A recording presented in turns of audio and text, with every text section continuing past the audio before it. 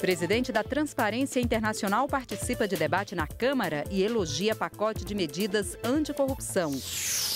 Comissão externa que acompanha obras paralisadas do governo federal ouve representantes de 3 ministérios.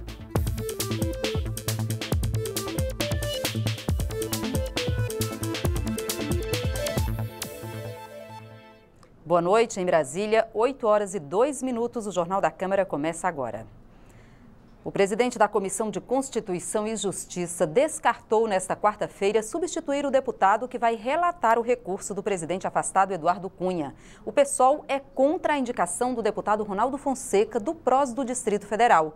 De acordo com o PSOL, o relator é aliado de Cunha. A reclamação do PSOL é de que Ronaldo Fonseca é aliado de Eduardo Cunha e já se manifestou favorável ao presidente afastado. O parecer que defende a cassação de Cunha foi aprovado por 11 votos a 9 no Conselho. No recurso, a defesa de Cunha questiona diversos pontos do processo. E o PSOL, por sua vez, questiona uma a uma essas alegações em documento entregue à CCJ. São frágeis e nulas essas visões. O impedimento do presidente do Conselho por inimizade ou interesses contrastantes são questões bastante subjetivas, sem base jurídica legal nenhuma. A reclamação não foi bem recebida pelo presidente da Comissão de Constituição e Justiça, deputado Osmar Serralho. Ele rejeitou o pedido de substituição do relator escolhido. Eu não tenho nenhuma possibilidade legal de afastá-lo. Aqui eu só posso afastar a partir da renúncia dele ou se ele não apresentar no prazo.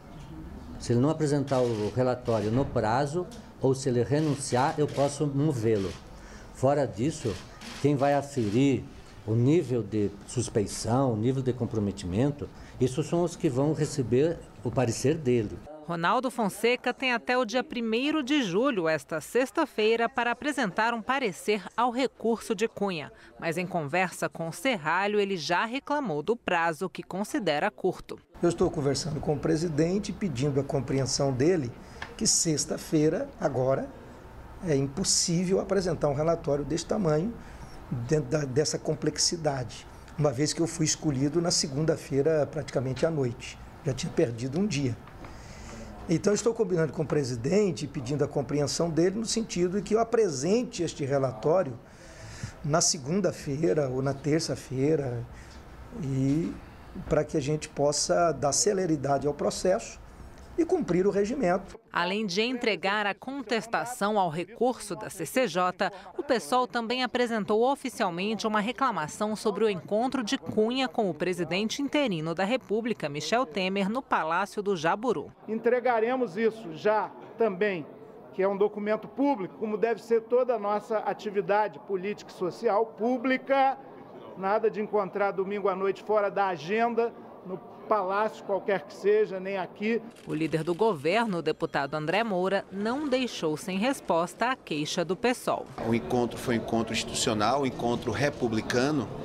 O PSOL protocolou na casa aqui pedindo informações daquilo que já é público. O presidente Michel Temer já deixou muito claro essa questão do presidente Eduardo Cunha e até já antecipando a qualquer pergunta, a própria questão do processo sucessório aqui na Câmara, são questões internas que cabe ao Parlamento, que cabe ao Legislativo, não são assunto de governo. O presidente da organização Transparência Internacional esteve na Câmara para debater com os deputados o combate à corrupção. José Carlos Ugaz elogiou os trabalhos da Operação Lava Jato e defendeu as 10 medidas anticorrupção em análise na casa. O presidente da Transparência Internacional, órgão que atua em mais de 100 países no apoio a medidas contra o abuso de poder e o mau uso do dinheiro público, se reuniu com deputados da Frente Parlamentar de Combate à Corrupção. José Ugaz criticou a postura de alguns políticos brasileiros que querem alterar a legislação para impedir que pessoas presas possam fazer delação premiada. Para ele, isso significaria criar uma barreira para as investigações. Se se le rodea de las condiciones condiciones necesarias para que ese testimonio sea un testimonio válido. No hay razón para que no se pueda recoger cuando alguien esté en prisión o en circunstancias incluso en que ni siquiera ha sido mencionado en una investigación o ya está procesado. Nuestra experiencia es que la delación premiada debe ser alentada, pero que a su vez tiene que estar debidamente regulada para que não se preste abusos nem arbitrariedades. O deputado Mendes Tame também criticou uma possível mudança na lei de delação que impediria pessoas presas de colaborar com a justiça. Achamos que a delação premiada é muito mais um instrumento da defesa do que da acusação e que deve ser preservado, deve ser aprimorado.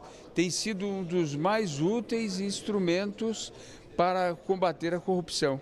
E nós esperamos que as mudanças que venham aqui a ocorrer não mutilem esse instrumento poderoso. O presidente da Transparência Internacional elogiou as medidas de combate à corrupção propostas pelo Ministério Público em forma de várias propostas legislativas. Deputados da Frente contra a Corrupção afirmaram que as medidas encontrarão alguma resistência na Câmara, mas que elas poderão ser aprovadas. Eu tenho certeza de que é possível aprová-las, sobretudo com amplo apoio da sociedade e com apoio também de organizações como a Transparência Internacional, que hoje veio aqui trazer apoio para as 10 medidas contra a corrupção. E o presidente em exercício da Câmara, deputado Valdir Maranhão, falou nesta quarta-feira sobre o pacote de medidas contra a corrupção em análise na Casa. Maranhão teve papel decisivo na criação da comissão que estuda a proposta. Eu acolhi as 10 medidas, instalamos a comissão especial e essa matéria ela tem que ser a parte da contribuição dos partidos fazerem a indicação dos seus membros. Nós precisamos compreender que viver numa realidade democrática é ter governança, é ter eficiência e ter transparência. Portanto, estamos falando de pilares que foram propostos, que podem e devem serem aprimorados dentro de um novo olhar, de uma realidade. Enfim, é impossível negar a corrupção que existe no país, é impossível negar a crise, é impossível não valorizar as contribuições que chegaram para fazermos deste país um novo país, um país de futuro, um país que, superada esta crise, certamente ficará nos anais da história a nossa contribuição, ficará nos anais da história desta realidade a nosso entendimento do que não concordamos com o que está. Este modelo de Estado está falido.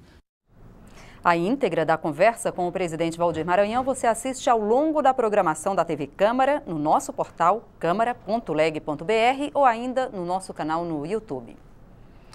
Nesta quarta-feira, a CPI do CARF ouviu advogados e ex-auditores da Receita Federal suspeitos de beneficiar o Grupo Gerdau. A comissão investiga o suposto esquema de venda de sentenças no Conselho Administrativo de Recursos Fiscais, órgão ligado ao Ministério da Fazenda. O valor total dos desvios investigados pela Polícia Federal na Operação Zelotes chega a R$1,5 bilhão de reais. A suspeita é de terceirização do crime de compra de sentenças no CARF, o Conselho Administrativo de Recursos Fiscais.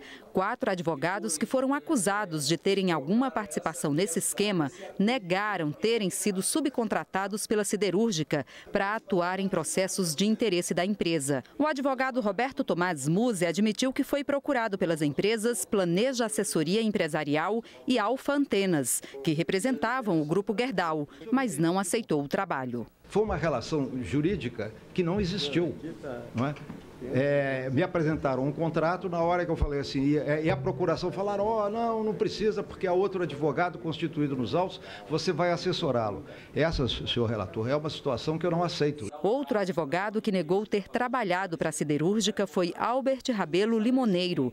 O escritório que ele representa chegou a ser procurado, mas não houve acordo. Mandamos a proposta de honorários para o Grupo Alfa e Atenas, e não foi concretizada com... Que era advogado da Gerdau.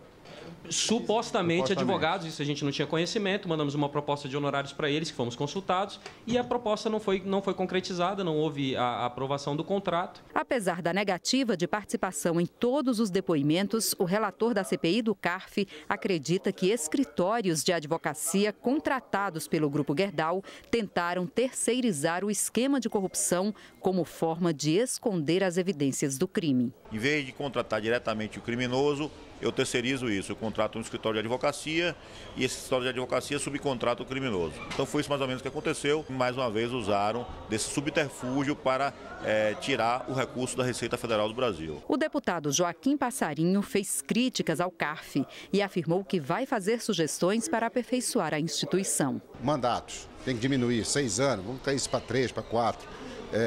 Vamos fazer a quarentena. Quem atuar no CARF não pode sair para ter escritório para atuar dentro do CARF. Né? Essa quarentena já é usada em vários órgãos do Executivo, do Legislativo. Parentesco.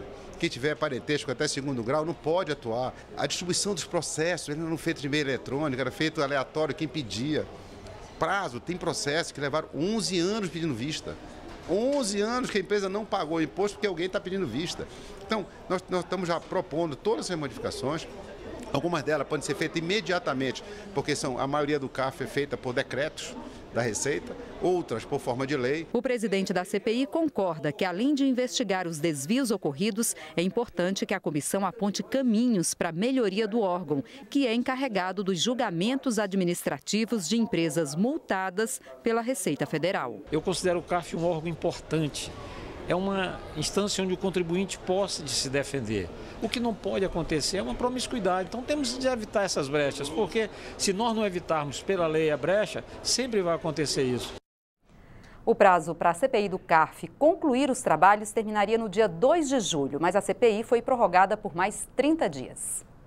E você vai ver depois do intervalo. A Comissão de Desenvolvimento Urbano da Câmara aprova a proposta que obriga a reutilização de água da chuva por edifícios públicos e particulares. E você vai ver também.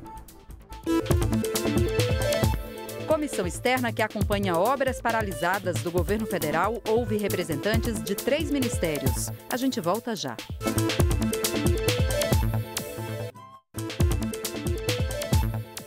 A Câmara vem acompanhando de perto o andamento de obras do governo federal. Uma comissão externa foi criada em março para descobrir o porquê de empreendimentos estratégicos estarem parados.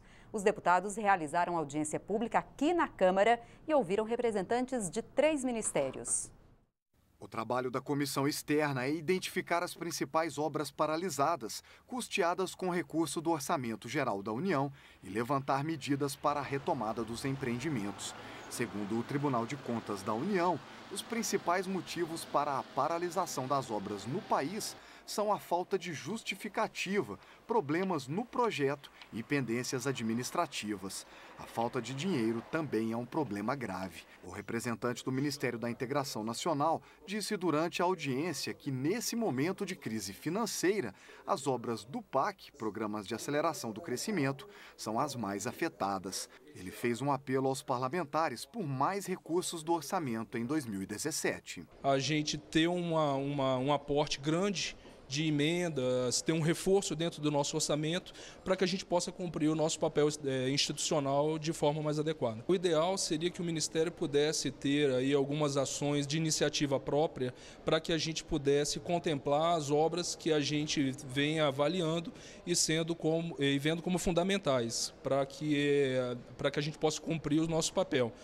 E não havendo essa possibilidade, a gente conta com o apoio dos parlamentares. O relator da comissão externa acredita que a falta de planejamento faz os recursos terminarem antes da conclusão das obras. Para ele, a desburocratização é o principal caminho para um novo modelo de contratação de obras. Uma vez contratado, o dinheiro tem que estar em conta, as licenças têm que estar em dia, tem que estar desburocratizado e estar pactuado, para que a obra realmente possa acontecer no tempo previsto, porque senão aumenta os aditivos, aumenta a frustração daquela comunidade e o custo e o prejuízo para a sociedade sem precedente.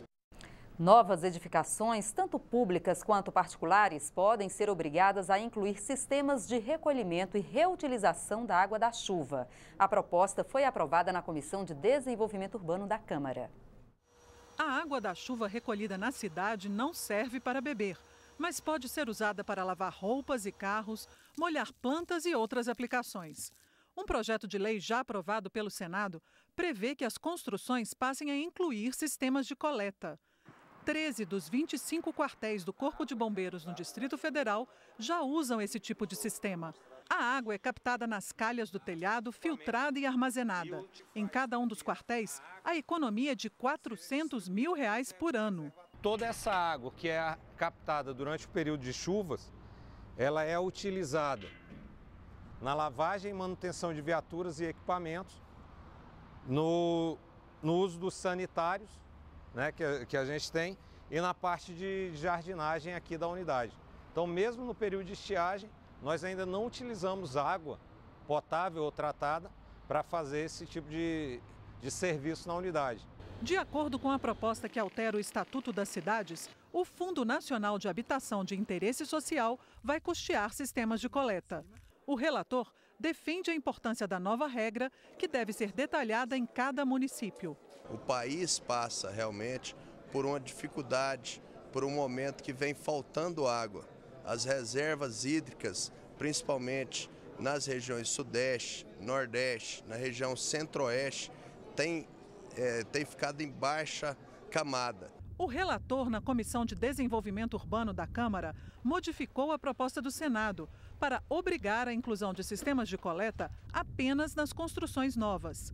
Ele também retirou o item que condicionava a concessão de empréstimos do sistema financeiro de habitação à existência de mecanismos de reaproveitamento da água nos projetos. O presidente da Frente Parlamentar da Água apoia a proposta. É preciso redesenhar o modelo nosso de engenharia para, a partir da disponibilidade desses recursos hídricos, possamos ampliar a sua utilização. Uma vez que nós ampliarmos a sua utilização, nós vamos reduzir o uso daquelas que já estão nos nossos córregos, nos nossos rios, nas nossas represas, que podem ter uma outra aplicação. Antes da Comissão de Desenvolvimento Urbano, o projeto já havia sido aprovado pelas comissões de Minas e Energia e de Meio Ambiente e Desenvolvimento Sustentável. Agora vai ser analisado pela Comissão de Finanças e Tributação. A Comissão de Viação e Transporte da Câmara debateu a criação de faixas exclusivas para a circulação de motocicletas nas vias com tráfego pesado. A ideia é reduzir o alto índice de acidentes de trânsito envolvendo os motoqueiros. O debate reuniu quem usa a moto para trabalho, lazer e transporte, engenheiros de trânsito, fabricantes dos veículos e especialistas da área de segurança do trânsito. Segundo o deputado Hugo Leal, tramitam na Câmara vários projetos de lei que pretendem resolver o grande número de acidentes envolvendo motos no país. Segundo o deputado, em 2015, 76% das indenizações por morte e invalidez permanentes foram decorrentes de acidentes com moto. Nós queremos entender um pouco o que é cada circunstância. Aqui não é uma situação fechada, nós queremos impor uma legislação. A legislação tem que ser debatida e, obviamente, com as partes interessadas. Esse é o papel hoje da audiência pública, e nós recolhemos todos os projetos que tratavam do tema para entender o que seria positivo e efetivo de resultado para essa questão da circulação das motocicletas. Há projetos que prevê bolsões para as motos, ou seja, sinalização horizontal que delimita uma área exclusiva de espera para motos entre a faixa de pedestre e os automóveis parados no sinal vermelho dos semáforos. Os usuários de moto defendem os bolsões, mas se dividem sobre a faixa exclusiva para motos. A gente criando uma motofaixa, a gente está empurrando o trânsito e diminuindo o tráfego, né? A possibilidade dos automóveis ocuparem o espaço. O que nós defendemos, entendemos, é uma criação de um corredor virtual, que nada mais é do que a adequação do que nós já fazemos, passar entre os carros, mas de uma forma ordeira e num local já pré-determinado, para que o condutor de automóvel saiba que naquela faixa estará passando uma motocicleta e assim possa respeitar o Código Nacional de Trânsito e usar o seu retrovisor para fazer conversão tanto à direita quanto à esquerda naquela faixa. Somente, e tão somente, quando o trânsito ficar lento ou parado, os motociclistas possam ocupar esse espaço no corredor e numa velocidade máxima de 40 km por hora se deslocar. O usuário profissional, que é aquele que trabalha todos os dias, tem sim que ter essa faixa exclusiva para eles e principalmente com a identificação que ele é um motofrete, com a placa vermelha, com faixa refletiva no baú da moto, no capacete e colete, para que nós temos uma comparação como vai diminuir a quantidade de acidentes o dia a dia no trânsito. Para o presidente da Frente Parlamentar em Defesa do Motociclista, a educação no trânsito deve fazer parte do debate. O que nós estamos fazendo é exatamente isso, ampliando o debate, fomentando o debate e, sobretudo, nós precisamos trazer responsabilidade para os motoristas de carro, para os motociclistas, no que diz respeito à educação no trânsito. As comissões de Educação e de Seguridade Social e Família da Câmara realizaram audiência para debater uma medida provisória que trata do programa Mais Médicos. A proposta prorroga por 3 anos os contratos desses profissionais sem exigir o revalida, que é o exame necessário para validar aqui no Brasil diplomas obtidos no exterior. Durante a audiência, representantes de associações médicas criticaram esta prorrogação. O presidente do Conselho Federal de Medicina, Carlos Vital, reforçou a importância do Revalida. O Revalida é uma instituição presente desde 2011. O seu último episódio, que é anual, foi em 2015, com 42% de aprovação. Então é preciso que essa avaliação seja feita para a segurança dos pacientes que vão ser atendidos pelos médicos que vêm com diplomas obtidos no exterior. Da mesma forma que também defendemos uma avaliação dos egressos dos cursos de medicina no Brasil. Hoje temos 268 escolas, certamente algumas delas sem dúvida de qualidade suspeita. Justifica mais ainda uma avaliação do egresso das escolas médicas do Brasil também, sem diferenciação, nos moldes do próprio Revalida. Já o representante do Ministério da Saúde defendeu a prorrogação. No caso do programa, esse médico não vem para atuar no Brasil, ele vem para atuar num programa que tem, como eu falei, diferentes objetivos. E terminado esse prazo, ele pode até querer ficar aqui, mas aí ele tem que se submeter a todas as normativas da profissão no Brasil. E ele não querendo ficar aqui, ele volta. No entanto, o deputado Alan Rick também se mostrou mais alinhado com a importância do exame e de rigor na prova. O ideal seria que nós tivéssemos revalida pelo menos 2 vezes por ano, né? Que nós pudéssemos ter uma prova unificada, eu também defendo isso, tanto para o médico brasileiro quanto para o médico estrangeiro, e aí nós teríamos esses médicos devidamente qualificados, devidamente reconhecidos e sem nenhum problema para exercer a profissão. A prova tem que ser difícil mesmo, porque quem vai receber o atendimento de saúde precisa do melhor médico, de um médico qualificado. Saúde mental nas escolas foi o tema do ciclo de palestras Educação em Debate desta quarta-feira aqui na Câmara. Promovida pela Frente Parlamentar Mista da Educação, a iniciativa contou com a participação do coordenador do projeto Cuca Legal da Unifesp, a Universidade Federal de São Paulo. Criança agitada, não para quieta na sala de aula, vive conversando, não faz a lição. Para o senso comum, essa criança pode ter transtorno do déficit de atenção e hiperatividade. O professor passa o problema para o pai para o médico e muitos médicos para o medicamento.